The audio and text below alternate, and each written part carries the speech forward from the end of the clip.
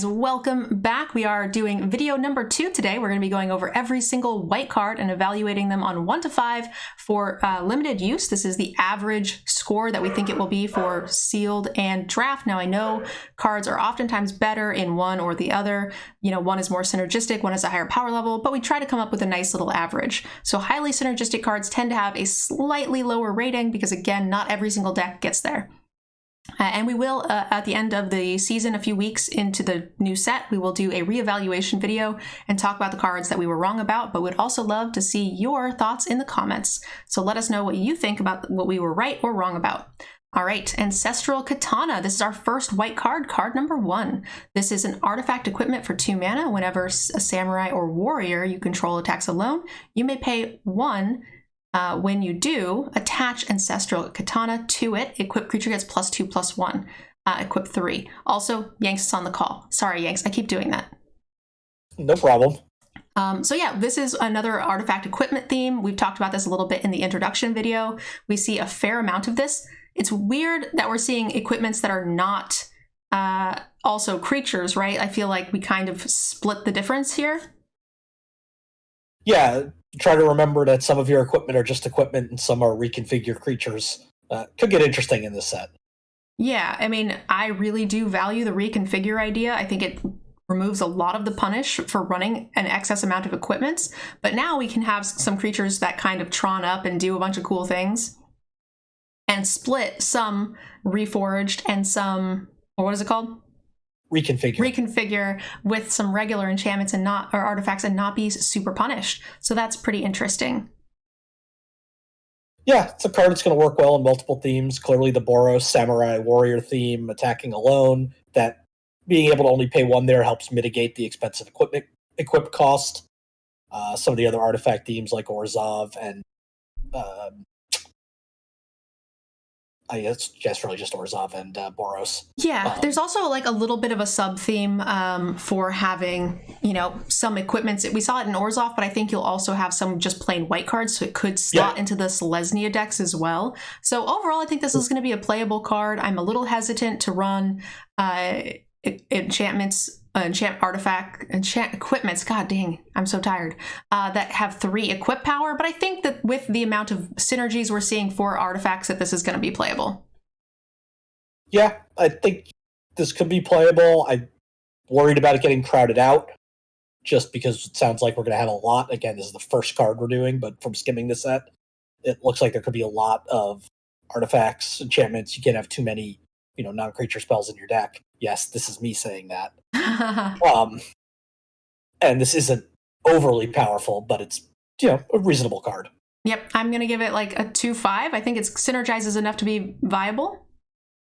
I think I have it as a 2, although I'd be happy to play it in a Boros deck.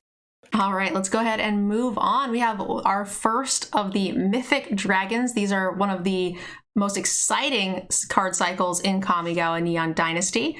Yanks, you want to take this one? Yeah, we got Ao the Dawnsky, a 5-mana, 5/4 legendary creature dragon spirit with flying and vigilance. When Ao the Dawnsky dies, you choose 1.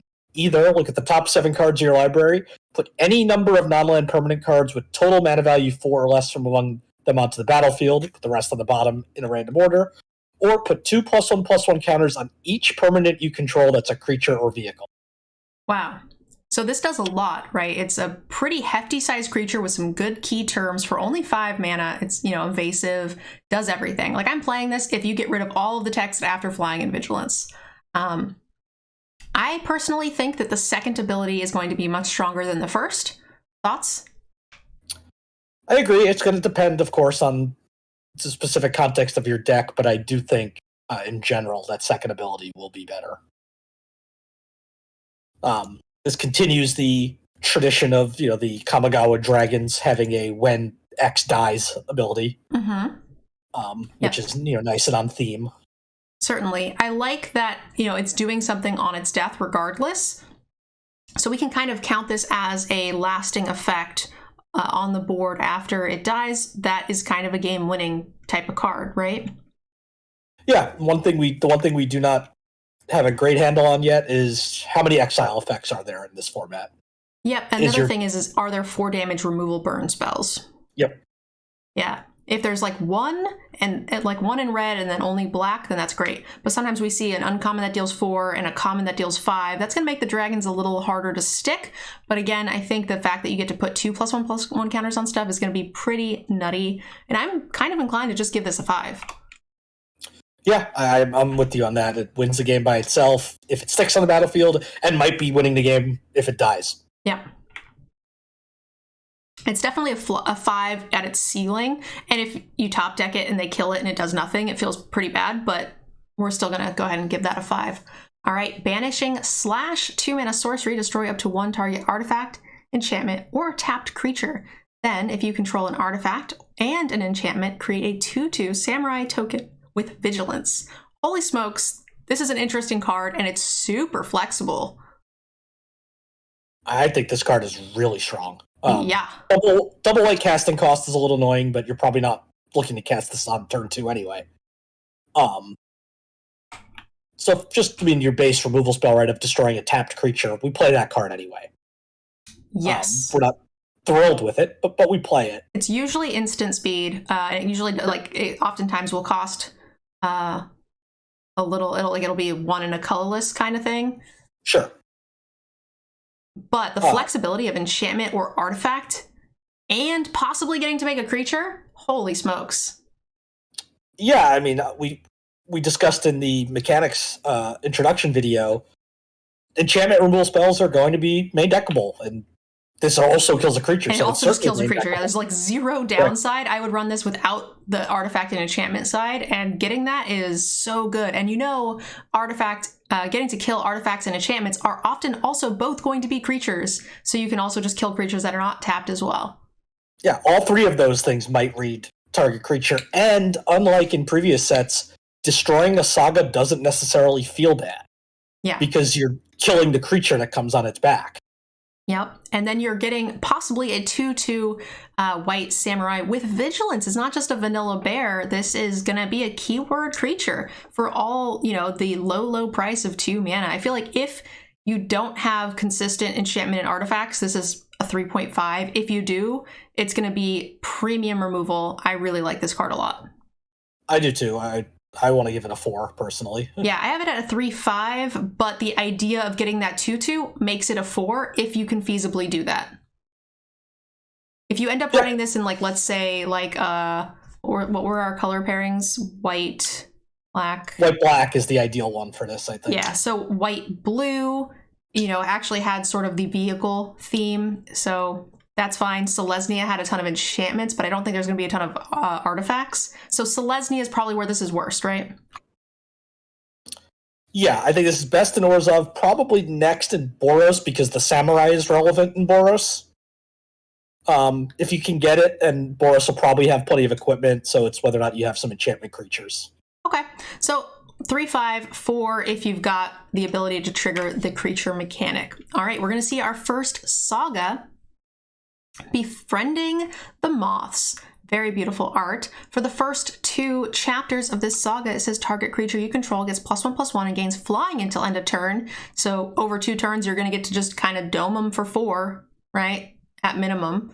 And then on the 3rd, you're going to go ahead and exile and return to the battlefield as a 2/4 flying moth. And that is costing 4 mana.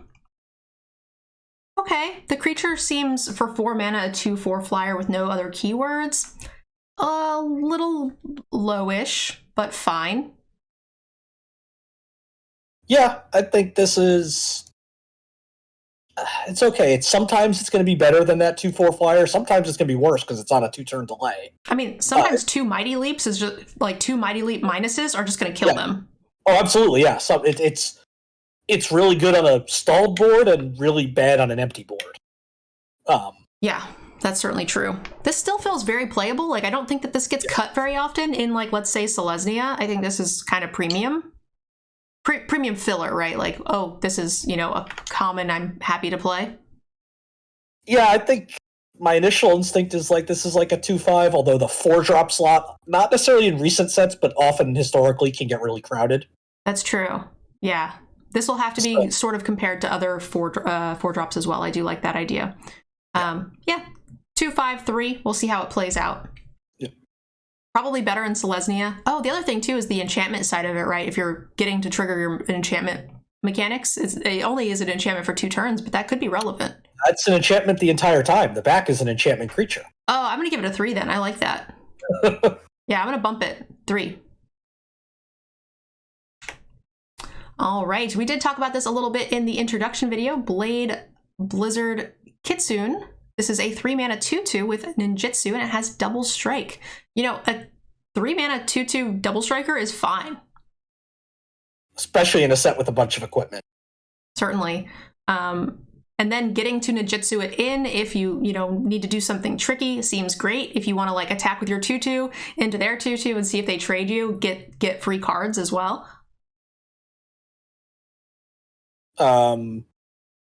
Yeah. No, because it's not blocked. No, it's not blocked. Yeah, that's what it... yeah, I think this Kitsune is fine. I like it mostly just as the 3-mana 2/2 double strike in a set with all the equipment. I don't love like overpaying for ninjutsu just to get in like 2 extra points of damage. Yeah, agreed. Again, I think that would be relevant like if you have like a small flyer or something along those lines that you could just replay. But again, it is 4 mana for just a few extra points of damage. True, and it does also, like you said, with replaying it, it gives you the option to re-trigger ETB effects. True. Yeah, if you bring back like one of your little, 1/1 flyers that like get you a card kind of type of mechanic, that's pretty neat. Yep. Yeah. What do you like it score-wise?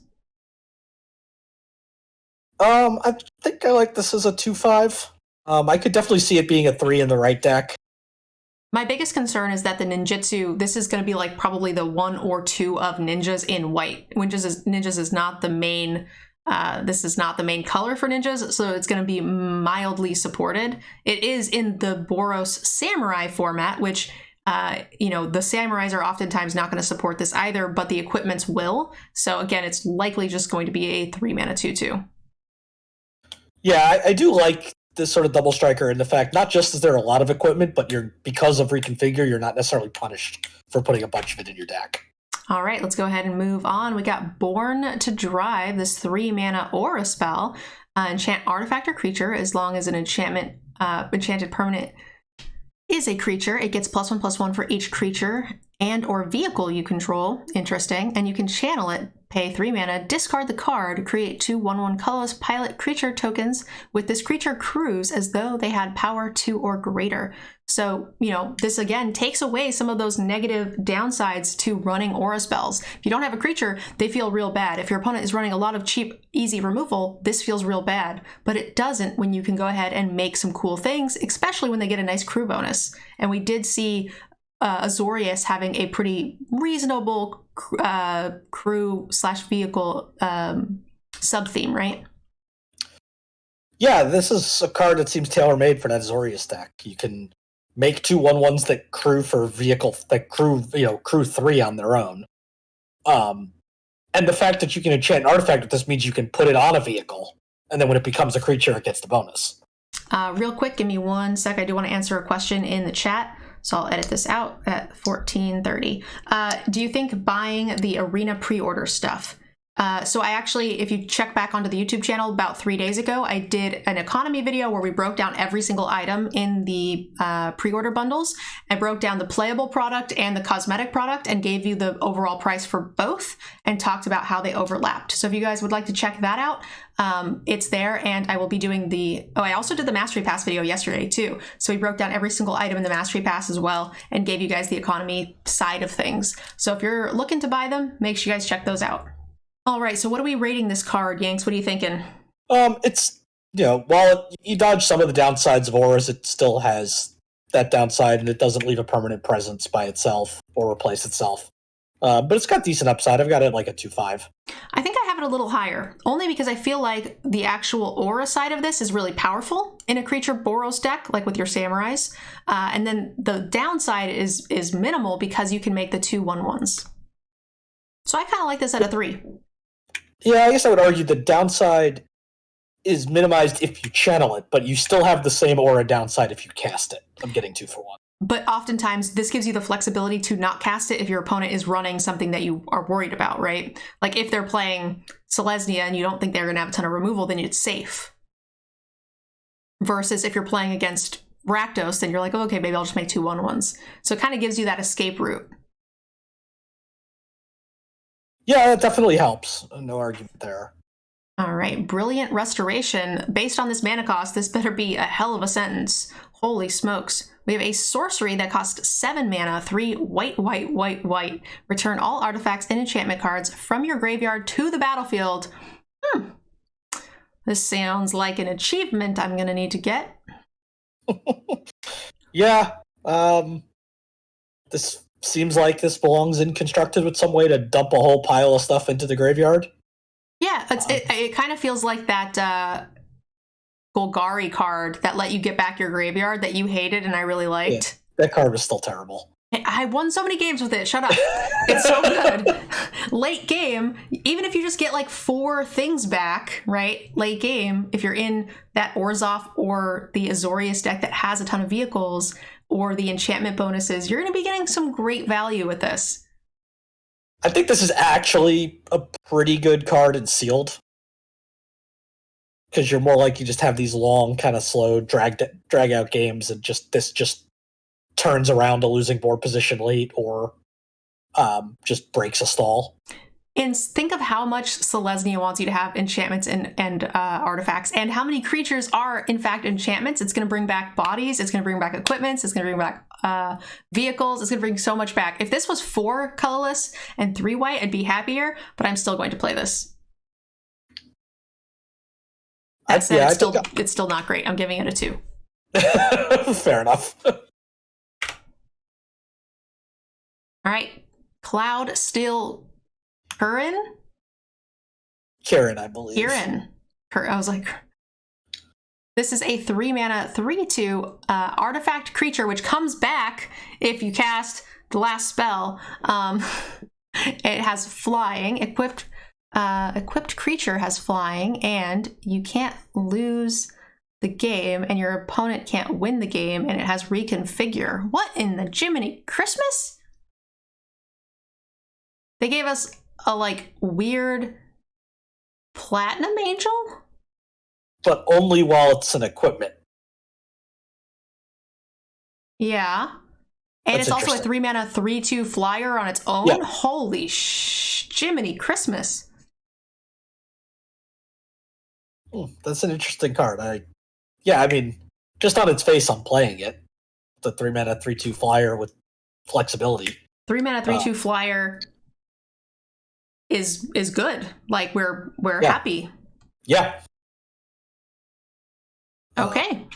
I don't know how relevant or how often the rest of the text will be. Getting to reconfigure it and put it onto another creature. It doesn't give the creature a bonus of any sort. It just gives it that extra mechanic. So I think more often than not, we're not going to be super interested in suiting this up. So 95% of the time, this is a 3 mana 3/2 flyer. Do you think? Yeah, especially with the reconfigure cost of 5. Yeah, but I still think it's pretty fun. Yeah, it does give your creature flying. So like Selesnya, if you have some sort of big green beater, you can let them fly over the top. But that's a lot of mana just to give it flying, and the ability where if you have that 5 mana to freely spend, you're probably not losing the game anytime soon anyway. And most creatures are going to be doing 3 damage on their own, and like 3 damage is probably going to meet the bar for most of those things you want to give flying anyway, unless you're in exactly Selesnya. Yeah. All right, so I think this is still pretty good though. Like it's way above rate for the mana cost. This is like a 3/5. 3/5, yeah. All right. We have another vehicle. We have a Dragonfly suit. This has flying and crew 1. It is a 3 mana 3/2. And only crew 1, which is pretty cool, pretty cheap. At a good rate. It's funny that this card came right after the last one, which was a 3 mana 3/2 flyer with it's kind of upsides. This is a 3 mana 3/2 flyer, but needs you need to pay a little cost. Yeah, one of them's a common though. And the other of course. Oh yeah. It's just interesting that they're back to back. Yeah. those pesky alphabets. Yeah, I still think that this is good. And I just also want to point out that, Brilliant Restoration does bring this back. I was really tempted to just say that for every card, that for the next 20 cards. It's gonna be so much. There's so many artifacts and enchantments. I don't think you understand how much you're gonna get out of your graveyard. I do understand how much joy I'm gonna get out of spell piercing someone that plays that, because that's in this set. And I will kick you in the shins. 7 mana, I win the game. Pay 2 more. Oh.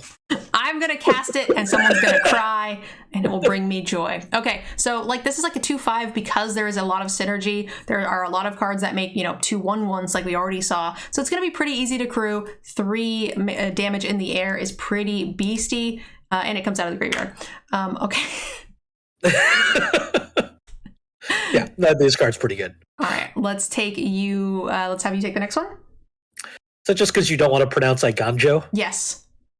Iganjo Exemplar. 2 mana, 2/1, enchantment creature, human samurai. Whenever samurai or warrior you control attacks alone, it gets +1/+1 until end of turn. Damn it! Yanks, don't act like you know me. This is bullshit. And you're right. Alright, we got a 2 mana, 2/1 that buffs others. Yeah, or itself. Yeah. So it does, like we talked about in the preview video, where you get a bunch of samurais and warriors onto the battlefield, and then you attack with one of them, and they just get these Tron buffs from all your other creatures. They have to double or triple trade it because it's got first strike and +1/+1 and whatever else your other creatures give it, and then you just move on to the next one, do the next thing, which is pretty cool. Yeah, I think this card's pretty good. One thing I think we should probably note before we go any further along is that these cards that are enchantment creatures and artifact creatures in this type of set, they're great for all these synergies. That also makes them more vulnerable. I thought you were going to say the one thing to note was that it comes back with Brilliant Restoration. No, that's the second thing to note. I like this card a fair amount. I feel like it's a 3. I think I'm a little lower on that than you. I think it's a 2/5. I mean, you can't ask that much more of a common 2-drop. I feel like this is a 2-drop I'm pretty happy to have. It just attacks as a 3/2 as for 2 mana. That's true. It is nice that unlike your normal weaknesses of 2 mana 2/1s, is that it doesn't get bricked by a 1/3. Yes. It eats them. It's way good. And you can just attack with something even bigger. And, after they brick your 2-drop, which this is bigger than most 2-drops, it still blocks like a 2/2 for 2. It attacks better. And then also later in the game buffs your 3/3 samurai and turns it into a 4/4, right? Yeah, I think I'm having a little bit of what you described in the mechanics video of the Boros has been so bad lately. Yeah, I agree with that. Definitely going to be the case here. But again, I think on its face, it just attacks well enough on its own. Yeah. All right, we have Era of Enlightenment. We have Chapter 1, Scry 2. Chapter 2, Gain 2 life. Chapter 3, Exile it and return it as a 2/2 first striker. For only 2 mana. Seems like a lot of value. Scry is like a half a card's worth of value. Gain some life. We did see some life gain type mechanic synergy bits. Or at least other cards with lifelink, so I hope to see some of that. And then also this is a enchantment on both sides, so it's going to be triggering your Selesnya and your Orzhov mechanics, and it's just an above rate creature. It's a bear with first strike. Yeah, everything about this card is fine. It's all kind of low impact, but you're not paying much. You're only paying 2, so. It also comes back to Brilliant Restoration. That it does. All right, I'm going to give it a 3. Let's go ahead and move on to the Fall of Lord Konda. Did I say it right? Yep. Great. Exile, Chapter 1, exile target creature an opponent controls with mana value 4 or greater. Chapter 2, each player gains control of all permanents they own. Interesting that we're seeing that in this format. Sort of a Selesnya feel. What was that, Tristani mechanic? Yeah, I gotta imagine that's a commander plant. Yeah, ability. probably. And then Chapter 3, exile it, return it as a defender 1/3 that when it dies, draw a card. I mean, I would play just Chapter 1 of this card. At least if it was at instant speed, maybe not at sorcery speed, but yeah, 2 and a I white feel like style. Chapter 1 alone is a 2/5. Even sorcery speed, I'm probably still playing that. Because oftentimes I'll play that mechanic sorcery speed as a spell for 4 mana, right? Yeah, we would play Smite the Monstrous, which was an instant, but it was 4 mana. Sometimes they're sorcery ones. Yeah. Whatever they are. And then, you know, chapter 2, whatever, chapter 3, a little speed bump that then replaces itself. So you eat their thing, you speed bump, you replace it. Feels pretty good. And one day, someone will take one of those blue steal your stuff cards and you'll just happen to have this and it's going to feel so good.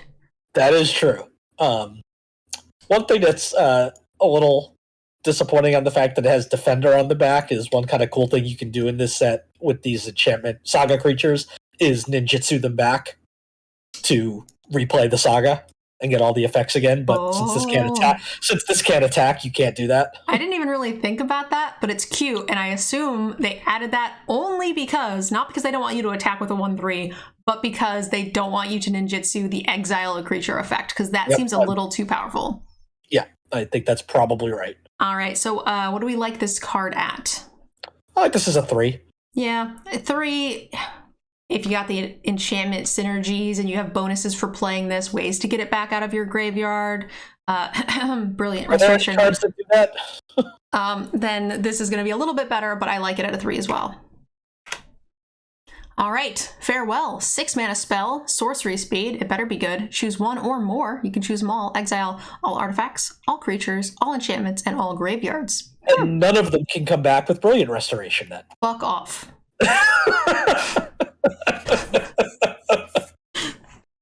My opponent is not going to have this card. It's fine.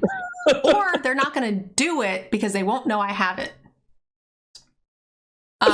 Yeah, this is just a Wrath, right? Which lets you kind of pick and choose what to do based on your needs, right? If you've got enchantments and they don't, then you just don't choose that trigger. They have more artifacts than you include that. So this is a very interesting Wrath that allows you to pick and choose what's going to give you the best board state. I actually really like this. It's a bit expensive, but I still think it's fine.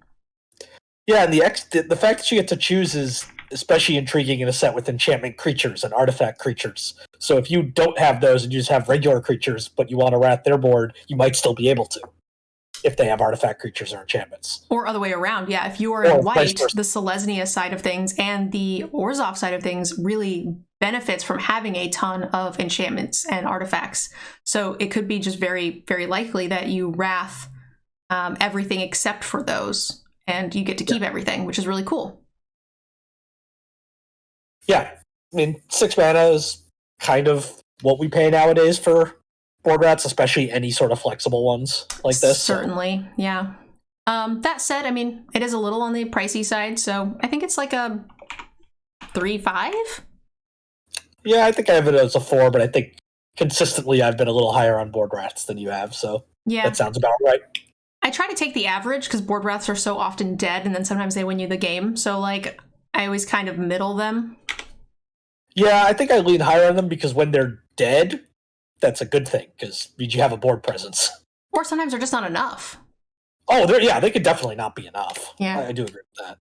All right, we have our first legendary enchant creature shrine. This is, again, we talked about this in the introduction video about the, return of some cool shrines that are going to interact.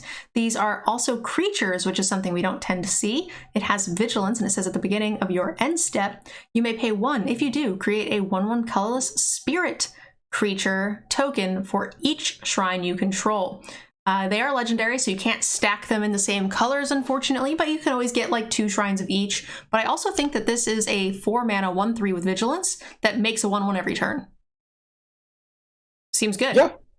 Yeah. And if you happen to have any other shrines, you don't need to have 5 of them. You can just play the 2, happen to get the 2 in your 2 colors. Yeah. Then you can, if you have spare 2 mana, you get two tokens each turn. I think one of the mistakes, or not mistakes, but downsides of the shrines in the previous set that we saw them is that the shrines didn't pull their own weight. This feels like it does. Yeah, I think so. I mean, just the fact that it's a creature and it does something, on its own is a step up in that direction already. And even though it's okay, it's a 1/3, that's powerful. It can crew. That's one thing already it can do, so. It's an enchantment. It's going to trigger your enchantment bonuses. It can come back with Brilliant Restoration. It makes a bunch of 1/1s. You like it at a 3? Yeah, I think so. And correct myself, which Chad is pointing out. If you have multiple shrines, you only have to pay one, and you get X creatures. Yes, so you'll most likely just get a 1/1, but you could just get 2 1/1s for 2 mana every turn, which feels great. Well, for 1 mana, it's always 1 mana. Yeah. Oh, okay, I thought you said 2 there. I might have, but I didn't mean to. I meant 2 1/1s for 1 mana. For 1, yeah. I misread. I misread it and misspoke the first time. Golden Tail Disciple. It's a 3 mana, 2/3 with lifelink. Pretty vanilla. It's a fox monk. It's not a samurai or a ninja, but it is fox. Oh, we're seeing a lot of foxes. I'm hoping there's some sort of synergy here. But I think it's pretty good. What do you think? Yeah, I mean, again, it's this pretty basic card. 2/3 lifelinker. 2/5? Your enchantments. Yeah, I'll get it 2/5. It's also an enchantment, which I like a ton.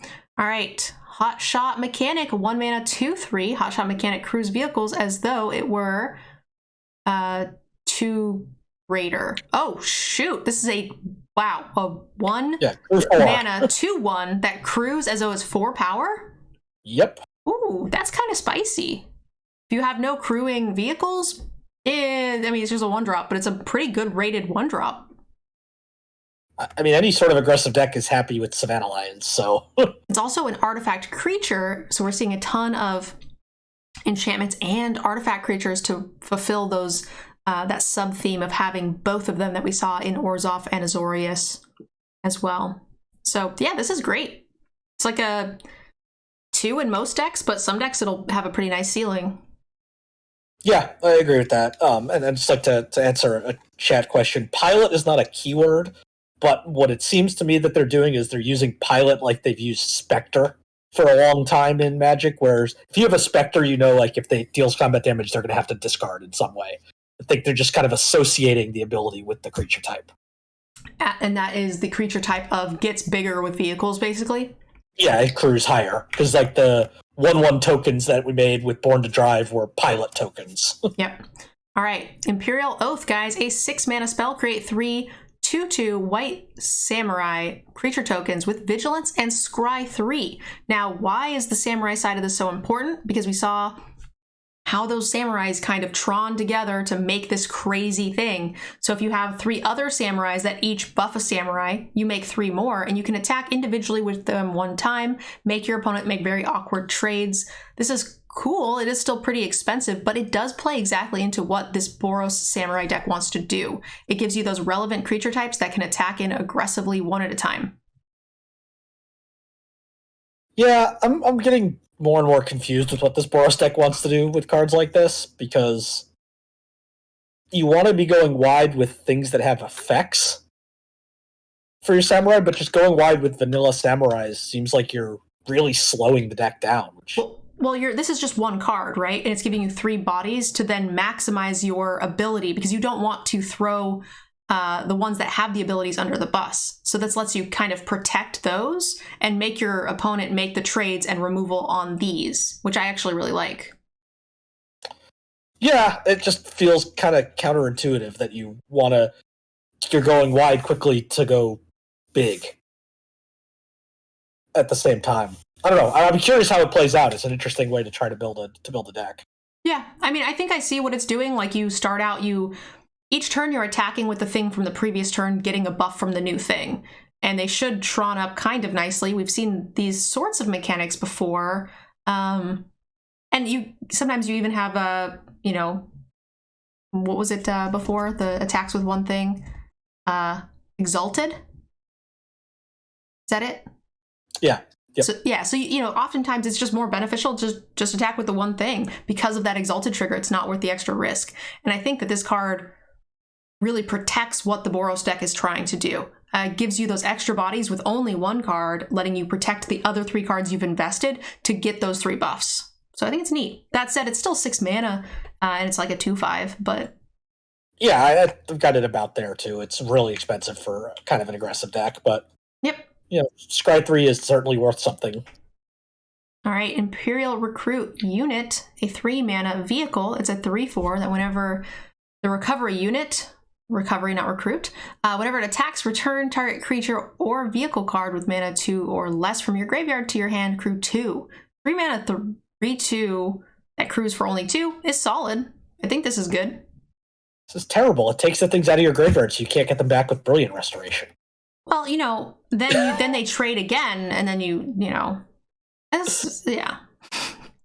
No, I think this is a good card. 3 mana, the stats are good. Crew is going to be easier than ever, especially in white with all the pilot synergies. We'll have to see, just, it's obviously going to be better in decks that have more of the cards they can get back, but white tends to be smaller on that, so. Yeah, we've seen some cards like there was a 2/2 Angel that could get back like 2 CMCs or less, and sometimes it's just a 2/2 for 4, which is overcosted, and sometimes it just was a powerhouse that gave you infinite value. This is going to be very similar to that. It's a good rate on its own, so I'm happy, and if you've got a couple of things to get back that are reasonably relevant, then I want to give it a bump to a 3/5. But on its own, I think it's a 3. It has a lot of synergy. It's an artifact. There's vehicle synergy. I like it. Yeah, one thing to note on cards like this is all the sagas that turn into creatures will go back to being sagas in the graveyard. So you can't get any of those back with a card like this. Yeah, but some of those sagas were only 2 mana. The first 2 we looked at were only 2. Oh, was it just creature? What did it get back? This is creature or vehicles. Creature, okay, yeah. All right. We have the Imperial Subduer. 3 mana, 3/2. On rate, whenever a samurai or warrior you control attacks alone, tap another creature you don't control. Sweet. I like that it's not just all very stat-oriented bonuses. I think that at common, this is great. It's a human samurai on its own, so it's going to get stat bonuses from other things. This is exactly what I want to see from this deck. Yeah, I think this card's solid. Probably a 2 without any abilities at 3 mana, 3/2, and obviously the ability is good as long as you get the critical mass of these type of bonuses. Plus, it has its own bonus, so it can just attack on turn 3. Yep. I'm sorry, on turn 4 pretty commonly, especially if you're on the play. Seems good. Yeah. What was the 1-drop samurai? What did it give? +1/+1? It was a 2-drop. 2-drop gave it +1/+1. Yeah. No, the 2/1. It was a 2/1 for 1 mana. No, the only 2/1 for 1 mana was the pilot. Oh, was it a pilot? Okay, never mind. I got that mixed up with the samurai. Okay, it was the 2-drop. Yeah, so you go 2-drop into this, attack with the 2-drop. On the play, that's going to be a house. Oh, that's great. Yeah, because then you're attacking with the 3/2 and tapping something down. Yep. And then the next turn, you're attacking with a 4/3, tapping something down, or more if you actually played something on that turn 4 that was also relevant to samurais. Whew, that's going to get nasty. All right, let's go ahead and move on. I'll let you take this one.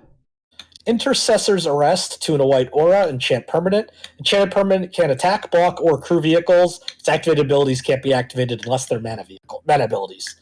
This has it all. Yeah, it's your pacifism type effect, but crucially has the crew vehicles. Yeah.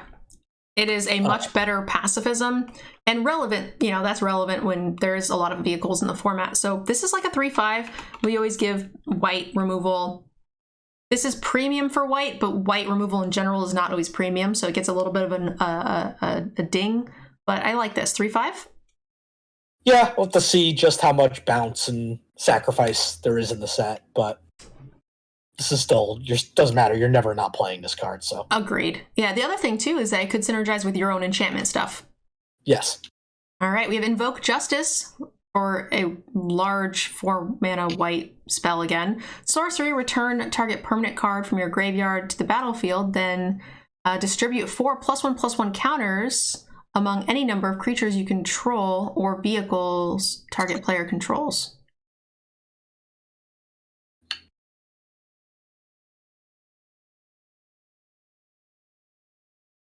Yeah, 5 mana resurrection type effect.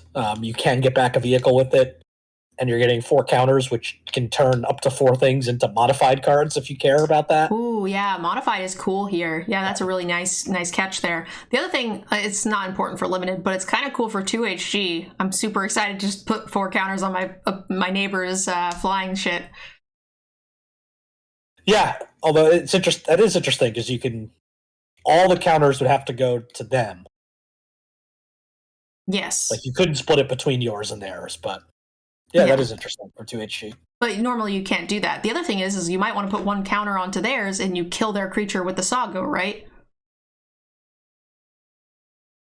Yeah. In a pinch, if you have something that you need to remove. I mean, you could return the Saga. All right. So what do we like this at? I mean, I don't like the mana cost at all, but... No, I think, probably like a 3. Certainly powerful, but that mana cost is rough. Oof. Yeah, I mean, I'm hesitant to give it a 3, just because that is a lot. And this is the kind of thing that, like, it's also not great when you're super far behind. You want to be casting it early. You kind of need to, for this to be powerful, you want to be at least at even. I don't know. I mean, I think you actually want to be casting this card late because you want something good in your graveyard. Yeah. Yeah, obviously, I mean, if you're too far behind, this is, and you don't have a board presence, it's not going to be great. But, if you're behind because they're a little bigger than you, that's fine. Yeah, it's just so the mana cost is really... Mana cost is brutal. Yeah, it's really throwing me off. It's like a 2/5 or a 3. I'm closer to a 2/5 on this one. Kitsune Ace. We have a 2-mana Fox Pilot. Whenever a vehicle you control attacks, choose one. That vehicle gains first strike till end of turn, or you could untap Kitsune Ace. So this pilot doesn't do what we were thinking pilots would do, which was crew for more, but it does do something interacting with the vehicles, so it's pretty neat. So pilots just interact with vehicles. I like that. Yeah, I think I was a little too specific, I think, with what I was saying about pilot earlier. I think you're right. I think it's just pilot means it probably has something to do with a vehicle effect. Yep. And I think that this effect with first strike is pretty powerful. Yeah, and just being able to effectively crew for free because it can untap as the other alternative, is nice. It lets you recrew something to block with. Yeah, certainly. So like a 2/5 with some upside? Yeah, I think so. All right, moving on. We have the Soul of Kamigawa. 4-mana 3/3 with flash flying. When it enters the battlefield, another target permanent gains indestructible for as long as you control Kyodai, I think. Kyodai, sure. And then for Wooburg, you can get +5/+5 till end of turn. Not likely to use that in limited, but that said, it is a flash flying 3/3 that makes crap indestructible. Yes, please? Yeah, I mean, obviously it's less powerful than this, but the card this just reminds me of was Avacyn. The more recent 5-mana Avacyn that flashed in, that gave your whole team indestructible, and you just ate people in a combat. You can't quite do that here, but you can eat 2 things, potentially. Certainly. So I like this at... It's like a 4/5 for me? Yeah, I think I have it as a 4, a little lower, just because it's only a 3/3. Like, it's tough for this to win the game on its own. I feel like there are going to be situations where they're on the attacks and you get in some solid blocks with this by making a thing indestructible and eating their small thing, and that's going to be massively game-changing. Yeah, and the fact that this continues to... it's not a temporary indestructible. Yeah. It stays indestructible until this. Now, that could also be worse, because if you play this and try to get 2 things and then they kill this, that thing loses indestructible. It doesn't even keep it for the rest of the turn. Yeah. So you might not get it at all. You want to pick your spots a little bit more carefully, for sure. But it also just protects, if you have more powerful things, right? It makes your opponent have to use a removal on this instead of that. And this is a flash 3/3 flyer for 4 is kind of a game-winning creature on its own in a lot of games. Yeah. I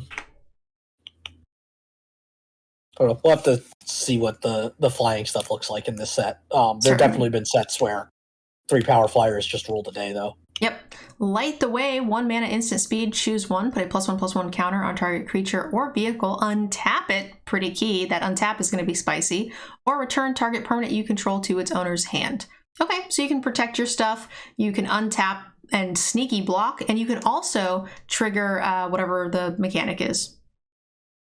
Modified, yeah. So you're going to get to modify, you're going to get to sneak attack, sneak blocks, and or protect your stuff from removal. including aura, enchantment removals, or just instant speed, 1 mana, protect my dragon from your Doomblade, whatever the case it might be. So this is fine. Yeah, or 1 mana bring a enchantment creature back and replay the other side as an aura. Ooh, yeah. Or as a saga, Yeah, replay your sagas. That's spicy. I like that. This is like a 3 for a common instant spell, which is pretty impressive. Yeah, I think so. I got it as a 3. All right. I made note of the Return Saga as well. Make sure I include that in the article. I'll let you take this one. Lightpaw's Emperor's Voice, 2 mana, 2/2, 1 and a white for a legendary creature, Fox Advisor. Whenever an aura enters the battlefield under your control, if you cast it, you may search your library for an aura card with mana value less than or equal to that aura, and with a different name than each aura you control. Put that card onto the battlefield attached to Lightpaw's Emperor's Voice, then shuffle. That's a lot of words. Yeah, so it's short version, 2 mana, 2/2, whenever you cast an aura and it enters battlefield, or whenever you enters the battlefield to cast aura, you can go get another aura that's equal or cheaper to that, but can't be a copy of another one you have on the field already. In limited, that's not so much of a problem. So at worst, it's a bear, and it synergizes really well with some other stuff. So it's got a split rating. It's not a relevant creature type, unfortunately, so it feels like it's like a 2/3/5. Yeah, I think that sounds about right. It'll probably have some value in almost every deck with all the auras we're seeing, but maybe, you only have a couple and one will already be in your hand or in the graveyard or 2 Yeah. So yeah, I like the 2/3/5 split rating. Typically when we think enchantments, like when we think auras, we think enchantments, but this set has a lot of enchantments, but there haven't been a ton of auras that I've been super impressed with so far. And usually white is where we see most of them. So I expect it to just be even less in other, all 4 of the other colors. So we'll see, but in the right deck, it's going to be great. Yeah, that's fair. There are only, now that I'm looking through it, there are only 2 auras in white. Yeah, and the one I really liked, you were even hesitant to have, so I don't know if we were running excess of those to try to make this work, right? Yeah, and ironically, they're both 3-drops, so they do get each other. All right. Lion Sash. This is another one of the reconfigure cards. 2 mana, 1/1 for an equipment cat. We're seeing even more equipment cats. Artifact stuffs. For 1 mana, exile target card from a graveyard. If it was a permanent card, put a +1/+1 counter on Lion Sash. Graveyard removal, always very key. Even in limited, equipped creature gets +1/+1 for each +1/+1 counter on Lion Sash. Reconfigure for only 2 mana. So I like it. It's a 2 mana 1/1, little underrate there, but you just start eating their graveyard, get rid of their synergies, prevent them from returning everything with brilliant whatever, and then add this onto a creature and attack for a ton. And it can actually attack for a ton on its own. Yeah. And it can hilariously be an equipment that modifies something, and it can also be modified itself once it gets the counters on it. Yeah, so that's also a bonus. I don't know how many modified cards are going to be in the white archetypes, but we'll find out. I think that this can just become a huge beater, and it doesn't specify you can't remove things from your own graveyard either. So it's just going to be kind of this scavenging ooze effect that's just going to get bigger and bigger. This is going to get out of hand very quickly, while also possibly messing things up for your opponent. So this feels like a 3/5. Yeah, I've got this as a 3/5. It's just cheap. 2 reconfigure with only 2 cost. Yeah, this is a very solid card. Oh my god, look at this art. Lucky Offering, 1 mana, sorcery speed, destroy target artifact with mana value 3 or less, gain 3 life. It does say artifact specifically, not artifact enchantment, so I feel like this is still sideboardable. We do have a fair amount of artifacts in this set. The Kamigawa has always been known for artifacts, so if there was a set to run artifact-specific removal, this is it. I mean, I'm just looking at white alone, and it has 6 targets. Just in white. That's a lot. Are you mainboarding this, you think? I don't think I'm actively looking to mainboard it, but I have no problem playing it. It's 6 alone for the 3 mana or less as well? Yes. Wow. Yes. That's higher than I thought. I thought it would be high, but wow. Yeah, because you've got artifact creatures, you got all the vehicles, you got all the, so far we've seen the equipment has been cheap. There are some expensive ones for sure later, but Well, it blows up the pacifism in the set. So this is definitely more playable than normal. It blows up the pacifism? It's an artifact?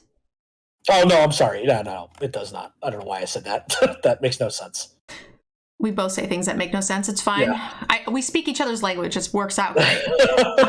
All right, so that is going to be a 2 then. Normally this would be just straight sideboard at 1. Very important card to have. It's going to be very relevant in a lot of matchups, and I would pick this up reasonably early for a sideboard card. But that said, try not to main deck it if you don't need to, because it could just be not very relevant in a lot of things, especially with like it missing a ton of enchantment stuff. So let's go ahead and move on to, what the heck is this weird bunny thingamabob? I think it's a chunk. Oh, it is a chunk. Oh my god. March of the Otherworldly Light. An X and a white for an instant. As an additional cost to cast the spell, you may exile any number of white cards from your hand. This spell costs 2 less to cast for each card exiled this way. Exile target artifact, creature, or enchantment with mana value X or less. That's a lot of words. And I'm never discarding cards for this. I might. I don't think so, but I could definitely see discarding excess lands or... It says white. Or white cards from your hand. Yeah. If it was excess lands, maybe. Now that said, I still think it's a fine removal spell, because, the bigger the threat, the more mana, you also have more mana just like your opponent. So if they're playing a 5 mana threat, you probably have 5 to 6 mana anyway to destroy it. So it's probably okay, but I think that's a lot of excess words for something I'm probably never going to use. Yeah, and it's Exile, so it's not even like you can discard them for any graveyard value. Yep. It's a nice bonus if you have to deal with a dragon, but I still think it's probably just a 3? 3/5? Yeah, I think it's a 3. I like Old Wolf's suggestion, though. Play this in Legacy Painter's Servant, and then everything's white, including your lands. Oh my god, silly Legacy people. It might be a 3/5 too, because it exiles, which is pretty cute. There's nothing better than getting to pitch lands to force a will. Yeah. All right, I'll let you take this one. Michiko's Reign of Truth, 2 mana saga with chapters 1 and 2 are both the same. Target creature gets +1/+1 until end of turn for each artifact and/or enchantment you control. And then, just like the rest of the sagas, on chapter 3, it transforms into a 0/0 creature, Portrait of Michiko, human noble, and it gets +1/+1 for each artifact and/or enchantment you control. So it is at minimum a 1/1 because it counts itself. Because it counts itself, and every stinking creature was an artifact or an enchantment almost. It seems insane. So many sagas, so many, we have common sagas. This is never going to be better than it is right now. This feels really good to me. Yeah, it feels surprisingly strong, especially for only 2 mana.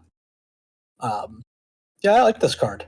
You obviously need some weird, kind of 2-drop that you don't really want to play on 2 because you probably get no value out of the chapters then. Yeah. I feel like that's a good card. The first 2 chapters will pack a punch in the mid game, and then also it'll just, the 1/1 is the worst case scenario, and I think that this deck, the average synergy is going to be super easy to get. It's not going to be hard to pick up enchantment creatures, I don't think. No, I think you're right. Just doing a quick count, just in white, I see 18, 9, 20 enchantments or artifacts. Yeah, that's a lot. And it counts itself. So I feel like the worst case scenario is this is assuming you aren't forced to use this as your 2-drop. And even if you are, you still play things on 3 and 4 before this triggers. Or I guess just on 3, but still. This is going to be a 3/3 on average. Sometimes it's going to be insane, and it'll probably just be a 3/3 for 2 mana. Yep. Seems good. Yeah, I think this card's good. Let's give it a 3. Yep. All right, moving on. Moth Rider Patrol, a 1 mana fox warrior. It's a flyer, and it's a warrior, so it's going to trigger all the samurai abilities. So this is for that deck, which is pretty cute. For 4 mana, you can tap target creature as well. 1 mana flying 1/1 that triggers on your samurais. This is exactly what I want to be playing. Yeah, the abilities seem a little anti-synergistic because the 3, I guess they work in the same deck, but they don't work great together because 3 and a white, like you want to tap something so something else can attack alone, but this wants to attack alone. But I guess it gives you options, which is nice. Yeah, and you might get into a situation where they have a bigger flyer. So, on end step, you tap it down and then you get to attack, and then they're forced to race you because they can't keep it back for blocks anymore. So, yeah, I mean, 4 mana is a lot to tap something down. I generally don't like. I agree, but I think it's almost just a bonus. Like, I think I'm still playing this card in a samurai deck without that text. Sure, no, I agree with that. That's what I was about to get to, is that it's usually tappers are tappers, and that's it. Yes. Like, they don't do anything else. Yeah, and if this wasn't a warrior, then I'd also be super down on it. But I think that, like, being a 1/1 flyer for 1 that's a warrior, I'm at like a 2/5. Getting a nice little bonus here, getting to tap a creature, I don't think I'm cutting this. This is a 3. Yeah, I think I'm a little lower at 2/5, but I'm always You don't run creatures. Well, that is true. So, of course, it's not going to be good for you. Really don't run 1 mana 1/1s unless they're named Delver of Secrets. Yes. I think I play 1/1s, I think, way less than most people, and I think that this is good. All right. The Poet, whatever. 3 mana, 3/2, Vigilance, Legendary Human Samurai. Whenever a samurai or warrior you control attacks alone, you may cast target enchantment card from your graveyard this turn. That's so good! It's an uncommon? Yeah, I mean, this is I'm trying to find the other one. This is part of a pair. One that does the same thing for artifacts. That 1 mana, 1/1 flying warrior's looking pretty spicy. Let's go! Attack with everything! Get it all back! Okay, I like it. I'm done. Yeah, this card's insane. This is like a 3/5 because there's not going to be a shortage of enchantments for you to get back with this card. For sure. And you might get into a situation where you just attack with one of your samurais that's not this, trade, play it back, or play something else back, and you're going to be getting that value for that. You're making 1-for-0 trades, basically. Yeah, and a lot of times you'll be getting creatures back with this card, which is nice. Because of the enchantment creatures. Yeah, I think this card's very good. All right. I like it at a 3/5 with a pretty big ceiling. Yeah. Yeah, no argument there. I think there's going to be, even in a minimal synergistic deck, there's going to be some value you can get with this. All right. We have a 1 mana instant. Target creature gets +2/+2 until end of turn. If it's an enchant creature or a legendary creature instead, put a +1/+1 counter on it, and it gets +1/+1 till end of turn. Okay, I like that. It's a little bit upside. And we actually saw a fair amount of legendary creatures, like the last one. Yeah. So yeah, that second clause will have a lot of relevance. Agreed. I'm just always kind of mad on these cards if they don't do something other than power boost. For 1 mana instant, I actually like these. I'm happy to play them usually. It also will trigger your change your dudes. Yeah, it does make, if they're enchantment creatures or legendary creatures, it does make them modified. Which is kind of cool. That said, there's only really room for 1-ish or maybe 2 pump spells in the right deck. And I also think that in the Boros deck, you're also more inclined to want to run these because you come out very aggressive. They have to make blocks. Having a 1 mana trick that basically acts like a removal spell to stop them from stabilizing is pretty nifty. So it's like a 2 or a 2/5 in the right deck, but it's going to be cut from a lot. Yeah, I agree with all that. I generally probably have it as about a 2. Not unplayable, but... Yeah, I think in the average deck it's a 2. We're going to cut it a lot, and then in the Boros deck, it's going to be a 2/5. All right. Repel the Vile, 4 mana instant. Choose one exile target creature with power 4 or greater, or exile target enchantment. Also great. This is super main boardable. It's instant speed. This is fine. What are you thinking? It's like a 3/5. Yep, I like it. I'm going to try to speed this along. We're at over an hour. What? Great art, too. Yeah. Is that like a little fairy thingy? I think it's a fox. I think it's a kitsune. A little fox. Okay, like cute. A fox warrior samurai dude. All right, I'll let you take this one. Tiny. The Restoration of Iganjo, 2 and a white saga. Chapter 1, search your library for basic plains card, reveal it, put it to your hand, then shuffle. Chapter 2, you may discard a card. When you do, return target permanent card with mana value 2 or less from your graveyard to battlefield tapped. Chapter 3, it transforms into Architect of Restoration, a 3/4 Vigilant Fox Monk, and whenever this attacks or blocks, create a 1/1 colorless spirit token. Wow, and 3/4s attack and block surprisingly well, so you'll have a good chance of getting more than one spirit creature out of this. That's pretty nifty. Yeah, and it's Vigilant, so it gets to do both in one cycle. Ooh, yeah. It makes their blocks and attacks very, very awkward. I like it.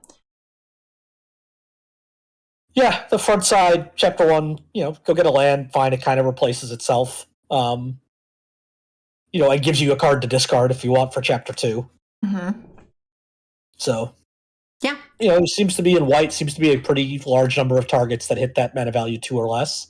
So it's really good card, actually. It's a bit on the slow side, but getting the free land is fine, but it's a 3 mana over 2 turns 3/4, which is really strong.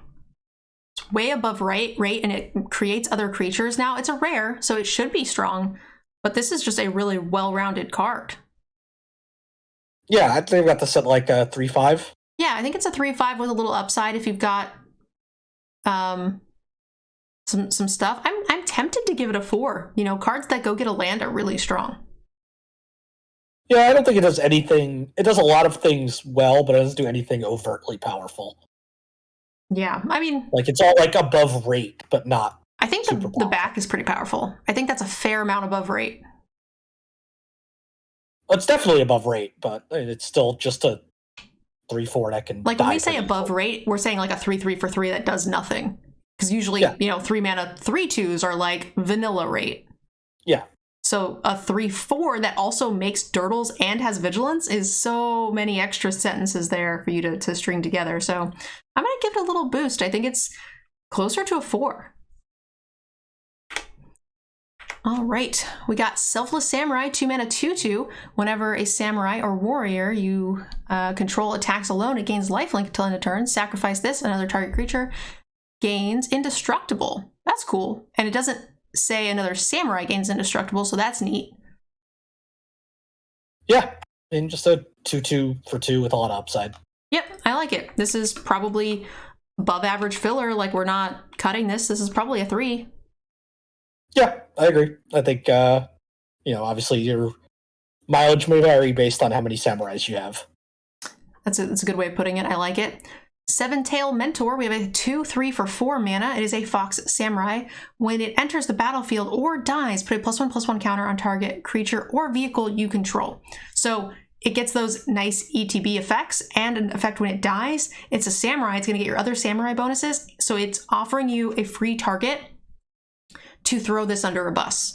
So you play this, put the counter on something else, or put the counter on itself, that's fine. Attack with it, get all of your other bonuses, the lifelink, the +1/+1, you recur your enchantment with your uncommon Samurai Lord, which is pretty cool. They trade a 1 for 0 because you get your card back, and then it puts another counter. This is a ton of value for just a common. Yeah, I think it requires a lot of support, though. I mean, on its own, I guess it's just a 4 mana 3/4 and it adds a counter, which is fine. Which is, I think, 3 mana. Yeah, I think 3/4s are like kind of what we see, and they usually do something kind of medium.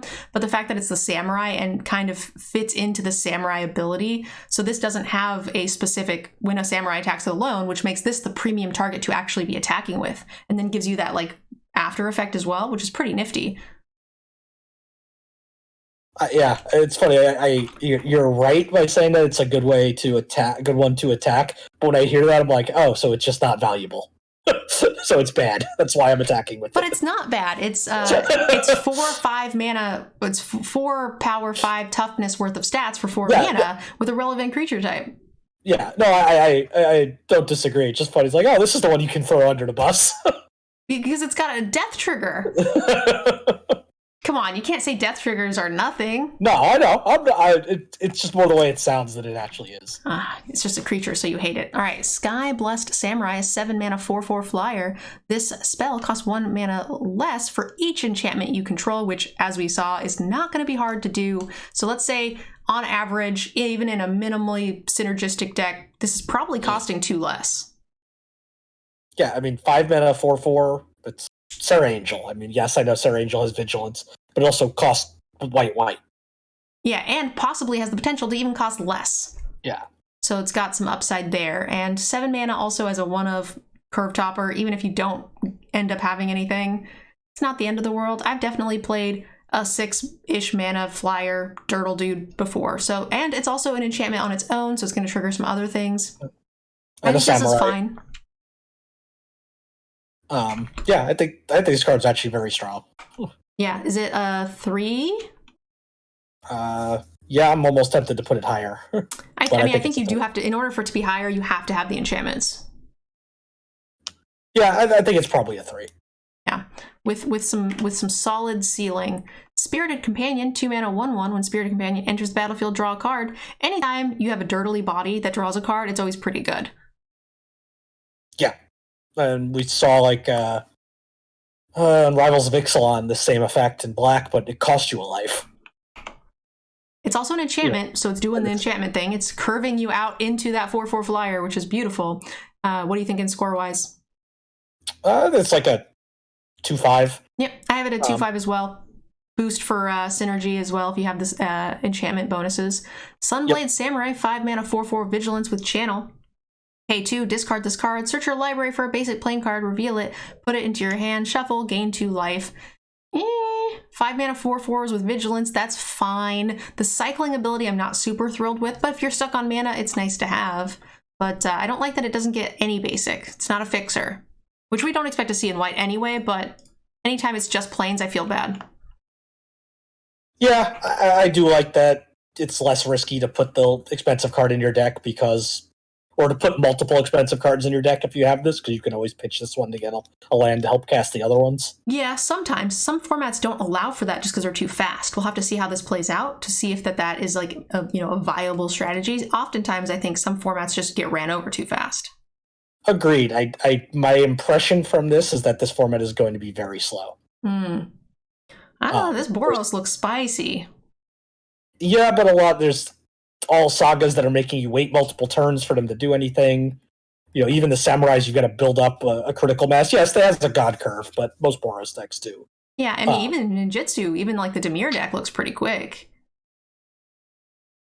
I mean, ninjutsu is kind of a slow mechanic, right? It requires you to play a creature, get in with it, and then you activate the ability to just replace the creature. You haven't even grown your board. Well, usually the way they make that work is because the ninjutsu cost is often less than the creature cost, and they get in with like a 1/1 for 1 flyer type creature, and then they end up getting their stuff in that does some cool things, and their creatures just get bigger and out of control. Yeah, I don't know. I'm getting the impression this format is about... Even Boros is trying to tell you only attack with one thing. But that one thing gets troned up in a bump from every single creature. Oh, it's huge. It's huge, but they can still, unless there's something that gives it trample, it just gets chumped by this dog. And then, it buys you a lot of time. Yeah, and if they're chumping every single turn, at a certain point, you're going to meet like, 5 creatures, and it's no longer profitable to attack with one. You just kill them. Yeah. We'll say it was a long way to go, but... Yeah, I'm not happy with the 5 mana 4/4 vigilant super well, but I still think it's like a 2/5. Yeah, I agree. All right, we have a lot of text enchantment. We have Torch of the Spirit Realm, 3 mana enchantment. Touch, sorry. There's clearly no R there. Whenever Touch of the Spirit Realm enters the battlefield, exile up to 1 target artifact or creature until Touch of the Spirit Realm leaves the battlefield. You can channel it, you can discard it, exile target artifact or creature card from... Return it to the battlefield under its owner's control at the beginning of the next end step. Okay. Sorry, I got that confused. I was like, wait, why would you choose to just exile? I'm confused. Yeah, so just 3 mana Banishing Light. Yeah. 3 mana Banishing Light or 2 mana Channel to blink something. Yes, when I first read it, I was like, I thought it was 2 mana to exile it as well. I was like, why would we just Banishing Light it if we could just exile it instead? That sounds way better. But it's our own thing, so that makes more sense. Yeah, Banishing Light is always good. Well, it can be their thing too. It's a blink instead of a permanent exile. Yes. When I read it, I thought that it was just the same thing but cheaper. Yes, exactly. Yeah. Well, better, right? Because you can technically get rid of a Banishing Light to get your stuff back. Yeah. So I was like, if you could just exile it, why would we ever Banishing Light it?